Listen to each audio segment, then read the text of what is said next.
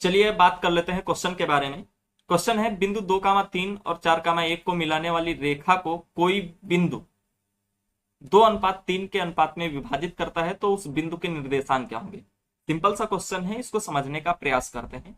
ये आपका टाइप 1 है, टाइप 1। ठीक है, इसके कई सारे अलग अलग प्रकार हैं, उसके बारे में मैं डिस्कस करूंगा। सबसे पहले टाइप 1 के बारे में बात करते हैं। तो ये कह रहा है कि दो पॉइंट्स हैं, सपोज दैट आप इसको फिगर को देखेगा, एक पॉइंट है ए और दूसरा बिंदु है बी। इसके निर्देशांक आपको दिए गए हैं 2,3 और 4,1। अब कह रहा है कि इन दोनों बिंदुओं को मिलाने वाली रेखा को कोई अन्य रेखा है, वो उसको 2:3 के अनुपात में विभाजित कर रही है। तो सपोज दैट वो बिंदु ओ पर अगर उसको विभाजित कर रही है तो कोऑर्डिनेट्स क्या होंगे बिंदुओं के, यानी कि बिंदुओं के निर्देशांक क्या होंगे। ठीक है, तो अब ये देखिएगा, ये जो तीसरी दूसरी रेखा है जो इसको डिवाइड कर रही है, विभाजित कर रही है, वो कहीं ना कहीं इसको अंतः विभाजन कर रही है ना। तो अंतः विभाजन के लिए सूत्र मैंने क्या बताया था, अंतः विभाजन के लिए सूत्र क्या बताया था, nx1 प्लस mx2 अपान m प्लस n, और y कोऑर्डिनेट्स के लिए क्या हो जाएगा, ny1 प्लस my2 अपान m प्लस n। ये फार्मूला था और इसी फार्मूले में रख करके आपको वैल्यू निकालनी। तो चलिए देखिएगा, सपोज दैट इसको 2 और 3 के अनुपात में विभाजित करने के लिए कह रहा है। तो हमने मान लिया है कि जिस बिंदु से वो विभाजित कर रहा है उसके निर्देशांक x, y हैं।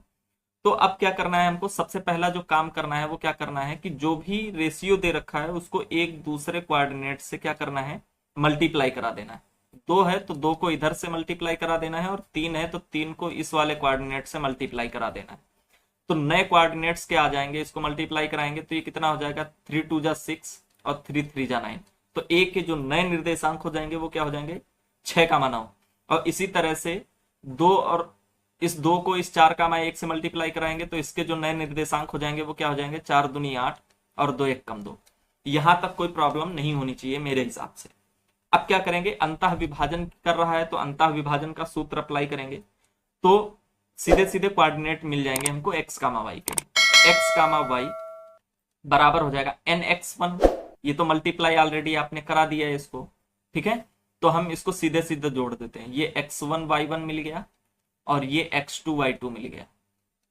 तो ये क्या हो जाएगा, x1 प्लस x2, तो x1 प्लस x2 कितना हो जाएगा, 6 प्लस 8, यानी कि 6 प्लस 8 बटे m प्लस n क्या हो जाएगा, 3 और 2 5।